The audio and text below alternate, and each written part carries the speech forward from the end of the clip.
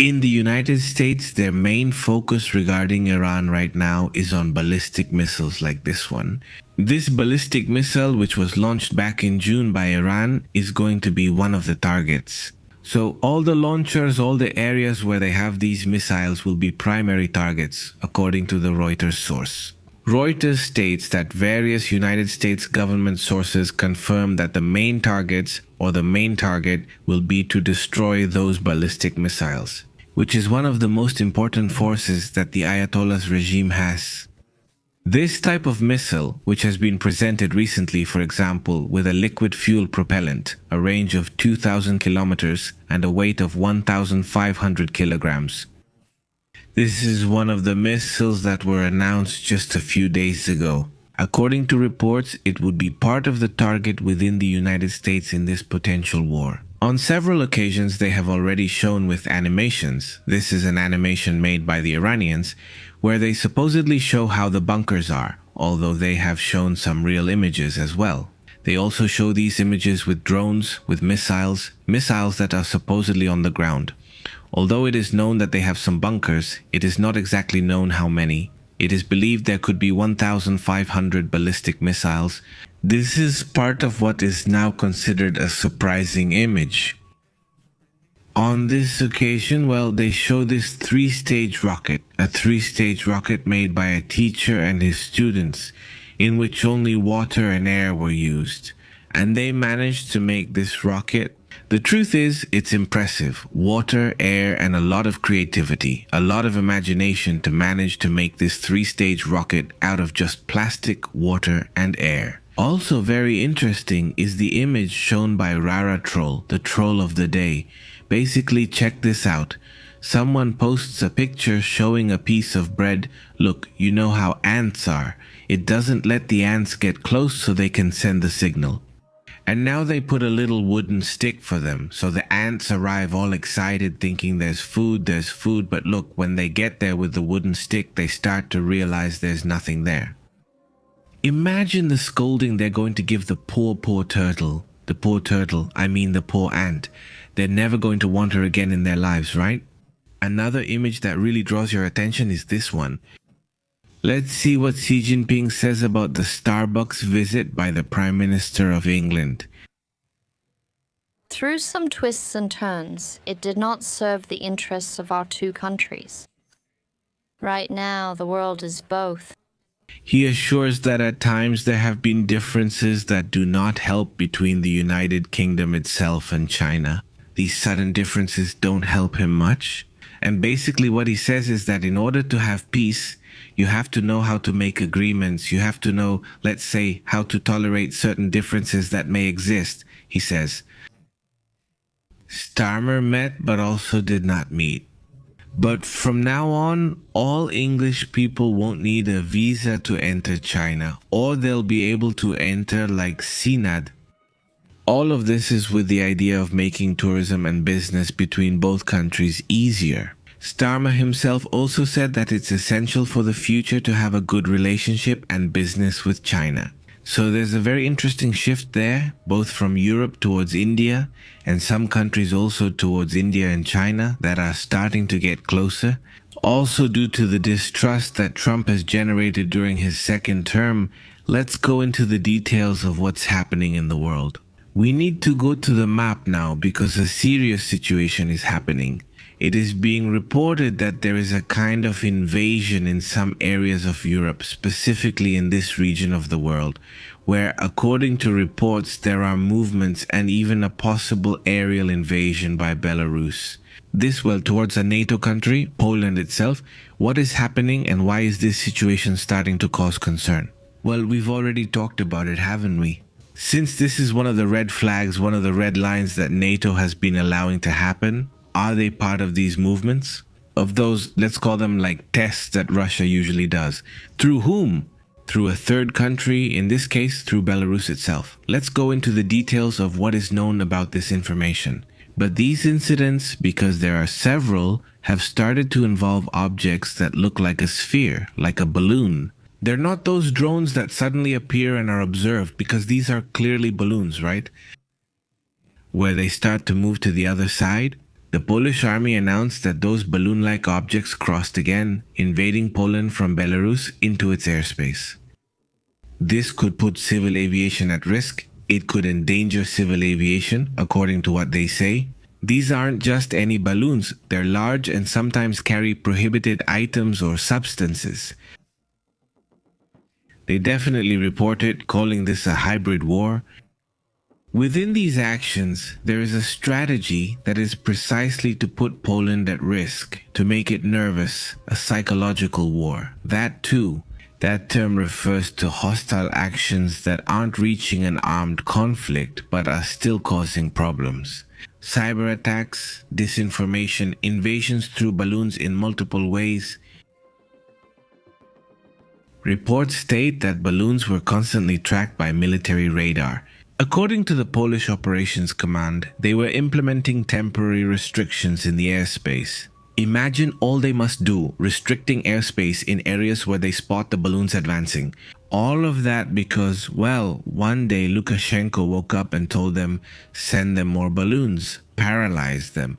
There have been times when he has paralyzed international airports for them, but this time, fortunately, that wasn't the case.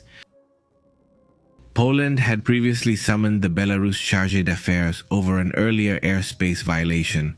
Keep in mind, they don't have an ambassador in that area. There's only a diplomatic business representative, but no ambassador because they don't have a good relationship with Belarus.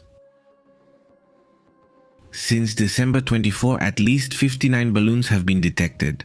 They're huge, they're pretty big balloons that could pose a problem for an airplane, and they could also be a problem for a helicopter.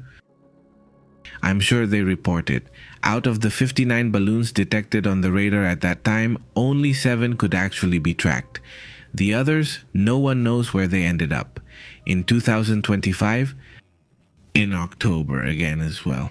Similar balloons forced Lithuania to close its main airport in Vilnius. This international airport was closed for hours because of these balloons from Belarus.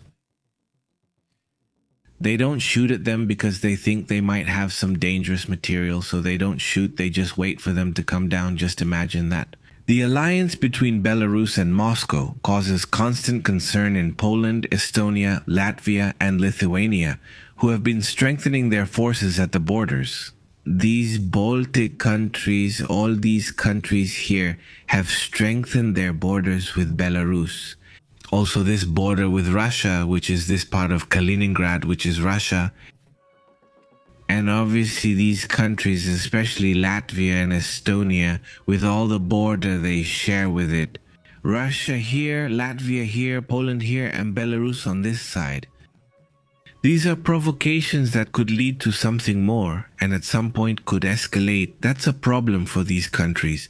And all of this has led to much tighter security. But let's move on to other matters that are also happening right now.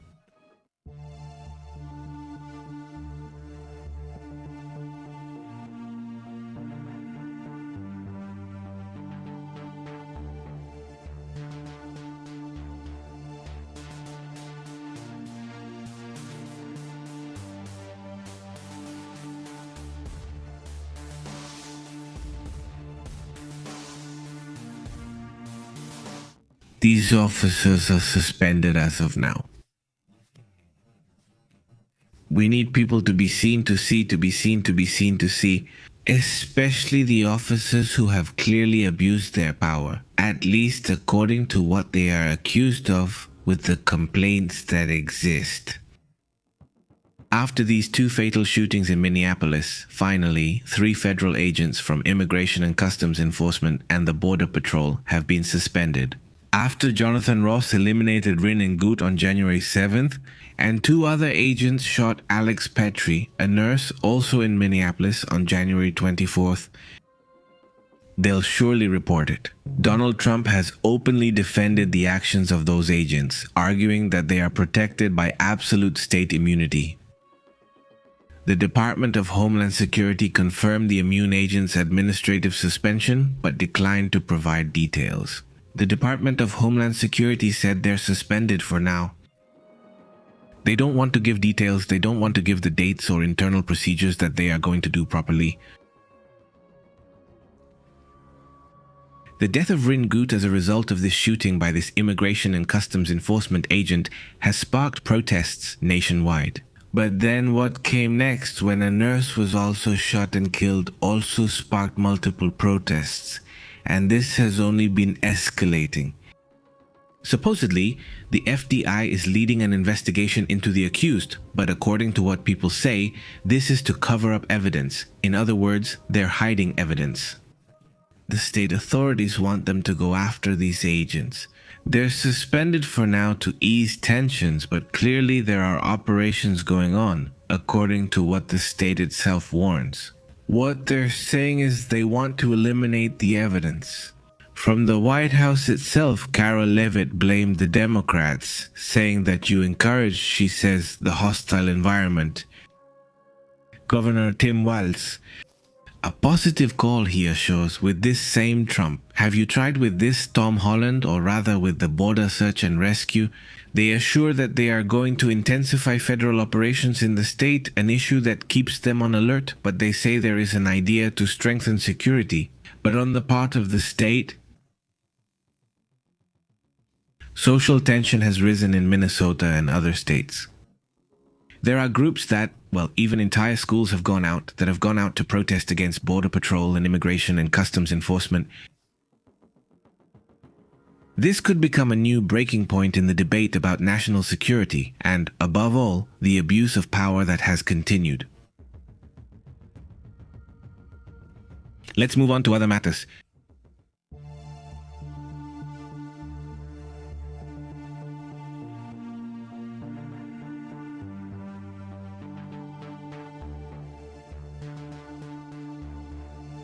Look at that, that's good. Once again, a report, this time even more intense. The tension is rising with the issue of Iran.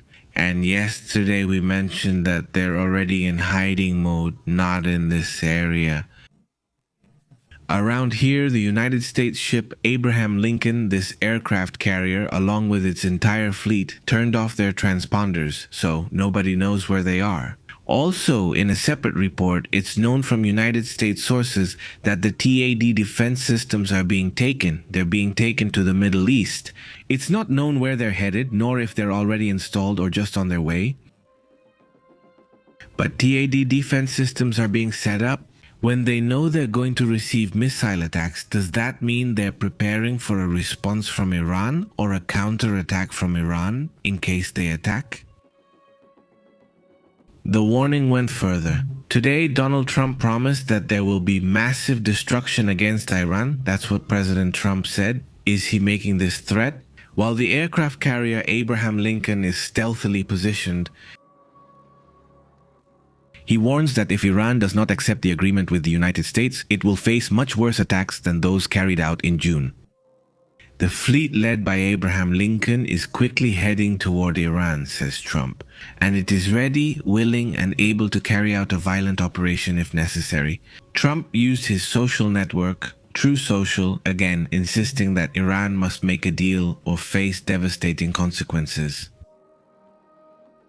He claims that he is seeking a fair, equitable agreement, he says, to prevent Iran from possessing nuclear weapons and to end its funding of regional terrorism. The famous proxy wars? The United States Central Command has also announced an execution of combat air power throughout the region, although it has not revealed either the dates or the exact location. But they are already saying that an execution of air exercises is coming. For now, those exercises have not been seen. Abbas Khabib, a top Iranian official, warned that any attack on Supreme Leader Ali Khamenei would lead to catastrophic reprisals, according to him. He even directly threatened Trump. The topic is already drawing attention. Iran also threatened to attack key bases like Al Udeid in Qatar if the United States launches any offensive as well. Additionally, reports say the United States aircraft carrier is deploying or will deploy. The F-15 Strike Eagle and other defense destroyers also have anti-missile systems that will be activated. Who knows? I don't know if it's a bluff.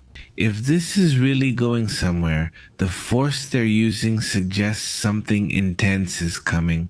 But well, as we know, you never know. And just like that, we're going to do it right away. There's not going to be an agreement. I mean, the Iranians don't want to agree. At least that's what they've shown so far. And if they do make an agreement, they're not going to keep it. If they sign something and say, oh, we're going to make an agreement, it's just to buy time. They've been doing it for years. If it's a mandatory agreement, it won't happen. And if it does, it'll just be in quotation marks. Because they're going to say, yes, yes, we make an agreement, and they sign it and everything. And in a day, 2 days, 15 days, a month, they're already going to break the agreement. They've done this for years. And that's it. And Trump knows it too. So that's why I say it's difficult. And if they reach an agreement, then it would just be a distraction. So in that case, in the meantime, let's go to an extraordinary case, a pretty strange case of a man who won the lottery but did the unthinkable. We'll talk about that in a moment, that's all. A big greeting to Karim, to Christy Kranz as in the state. Greetings to all her family, Blanca Barcelo as state. Also, greetings to Francisco Garza and the whole community. Miguel Jose Francisco, let's move on to this interesting case.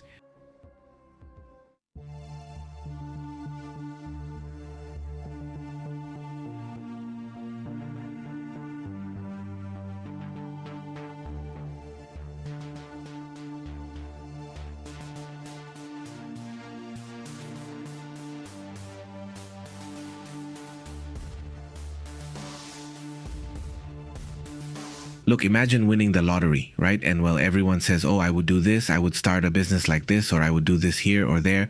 Well, everyone imagines what they would do, right?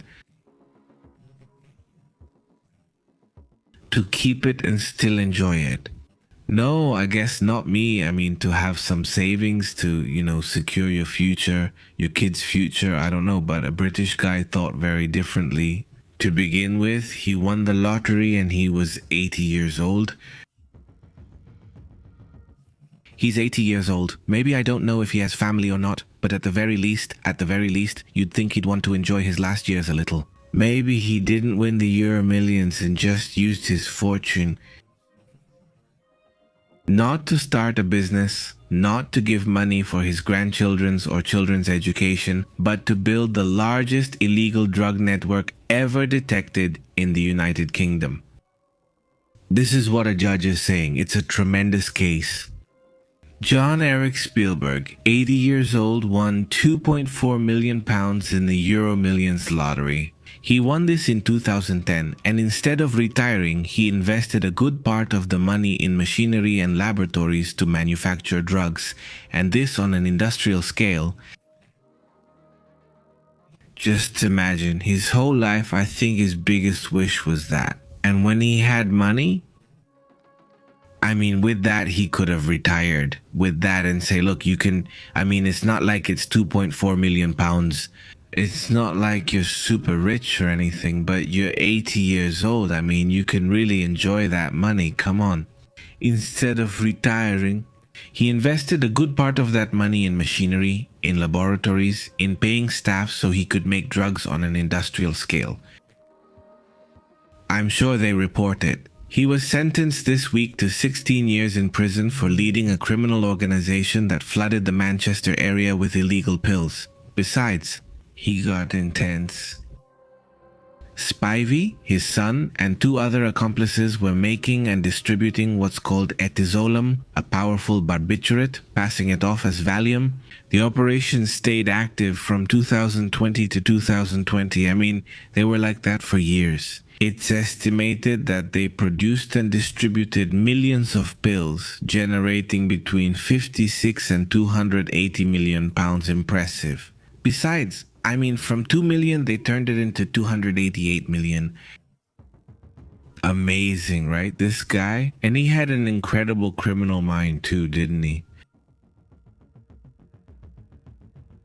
Nika Twist episode. I'm sure they'll report it. Spilby brags about his profits by comparing himself to tycoons. I mean, he brags as if he were Elon Musk times 10. I mean, he just wanted to show off that he could be good at business, but he didn't say they were going to be illegal businesses. It's tremendous. As I mentioned, he'll be in prison for 16 years, and given his age, those may be his last days. Honestly, this really is something that could be a series, a movie, a documentary or something, right? Let's show a picture of the man because, well, at least we can see how he looks today, right? How he is nowadays. 16 years, I don't know if he'll live that long, right? Or 80, 90, he must be in his 90s. Right now, 16 years, well, that would mean he'd have to reach 100 and something, right? Well, that's incredible, despite his age and the fortune he earned legally. No, well, the lottery thing. The judge reproached him for choosing that criminal life beyond what would normally be his retirement dreams. Well, with that, he was going to set up his whole life. And well, no, it wasn't enough like he wanted. The numbers, he said, it's not enough for me and I'm going for more. It wasn't 12 years of criminal life. That's not a whole career. Or, obviously it's totally reprehensible and whatever you want, but despite his age, he achieved something that I have to say. Just like we talk about many stories of things that surprise us. Suddenly, someone turns 80, starts running, and wins a marathon for their age group at 85. You think, wow, what an amazing person. Hey, someone started exercising at 80 and got really fit. Mom, it's not even at 90, right? And you say, wow, what's that? But now it's a very different story, right? This can also happen, right? At 80 years old, he starts a life of crime and actually manages to have, let's say, a successful career from a criminal point of view. Obviously, it ended up, well, not in jail, but it was terrible what he did, obviously. 17, it's surprising, isn't it? These kinds of stories. Well, right? Let's move on to other things, a couple more things, and we'll get to other reports later. Just let me, before I go to the comments, mention a couple more things, and then we'll keep talking. Thanks for that like. If you haven't liked it yet, go ahead and give it a like because it's important for the channel. If you're not subscribed, subscribe to the channel, and thank you very much for doing so. Look, there's something going on that really catches my attention, and it's very concerning because there's a warning about it. And this has already been reported by national and international media. They would be using, and there are even images that have shown that sonic weapons are being used against people, against civilians who are protesting about the Internal Security Act issue. A military-grade device that projects deafening sounds and is also used to distract has indeed been deployed during a tense protest against the Internal Security Act in Minnesota. This was seen on Monday night. State patrol officers confronted activists outside Spring Hill Suites in Maple Grove, where protesters correctly believed the officers were staying. I understand, since there are images proving they stayed there, right? So, what the AISO posted about this, look, there it is. It's not like they're hiding it. The images are right there showing it. So how did they use this kind of thing? So, there were people protesting there to make them leave. The hotel staff, this is the hotel, look, there they are. In fact, up there in the corner in the window, right, you can see them. There are the Internal Security Act people having some beers while they're watching those who are protesting. Yeah, and there they are. People want them out of the state and are looking to see where they are. To kick them out, obviously, to get them out of the state. And in the meantime, what do? Use these sonic weapons on them. There are more and more images now. There are also testimonies claiming that this type of weapon was used on them. It's really shocking. Worrying, right? I'm also curious about what's happening in Uruguay. Friends from Uruguay, what's going on? Reports indicate changes in Uruguay's drinking water color, taste, and smell. Some faucets have been dispensing brown water, leading to complaints. Residents of Montevideo and Canelones have turned to social media to show that the water is coming out coffee color, brown color. The videos show, pools with cloudy water, broken filters. There have been complaints about the smell and the taste of the water. The public company in charge of supplying drinking water apologized for this situation, and they assured that despite the color, the water coming out of the tap is safe for human consumption. Well, I don't know, but honestly, I wouldn't drink it. Anyway, the color is yellowish, kind of brownish, depending on who you ask. The water has been flowing since last week in several neighborhoods of Montevideo and surrounding areas, and this led to multiple complaints from public users. Well, the apology has already been issued. They're already fixing it, but this situation really stands out. What could have happened? It's interesting. But they insist that the water meets the standards. That's what the authorities have said. So, well, my friends from Uruguay can tell me what they think about this situation. Let's go to the comments.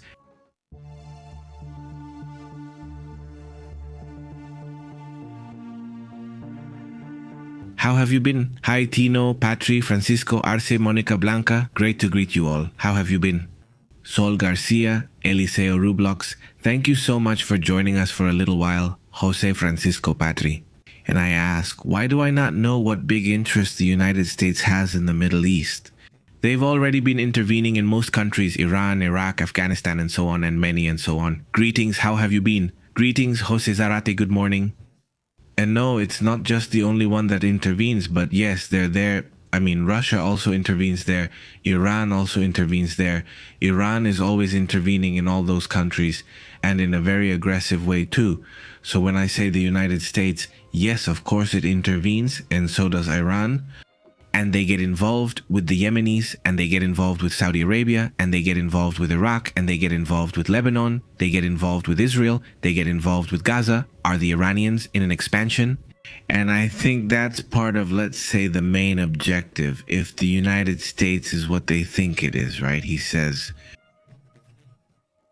look, if we don't do anything, the Iranians are going to control the entire Middle East at some point. And now, for anything, it's going to be very complicated. They won't have too much strength. Russia does the same thing. They're blocks. Iran isn't alone. It has support, especially from Russia, and there is a signed Iran-Russia agreement. It's just that right now Russia doesn't have the time or the power to defend the Ayatollahs. It seems nothing will happen or be done. And it's changed again, right? The case of Syria, for example. I mean, Syria knew how to handle the diplomatic side because they said, look, I'll do something. Or did they manage to remove Bashar al-Assad? Obviously, the United States will have influence there. But there will also be influence from Russia. There will also be influence from Turkey, even from Israel. I mean, except for Iran, no. Because with Iran, they really have issues. They did a lot of harm to the Iranians. We have to remember that Bashar al-Assad was protected by the Iranian Revolutionary Guard. Bashar al-Assad's bodyguards, the main ones, were from the Iranian Revolutionary Guard, so they were the ones who kept Bashar al-Assad in power, along with Russia, but in the end, Russia didn't want to get involved. He read the strategy well, al-Assad. The interim president met yesterday for the second time in Moscow with Vladimir Putin. So he gets along well with Vladimir Putin. He clearly gets along with Trump. Has he had conversations with Israel? Then has he been able to understand the situation? It seemed like Iraq was, but now it's leaning a lot toward Iran. The Iraqis are siding a lot with Iran. And well, that also raised a red flag for the United States. Those are very high-level chess games, aren't they? The question there would be, what do people want? I mean, what do people want? I guess they don't want to be invaded, but they don't want the Valatolas either. I mean, they're kind of caught in the middle, right?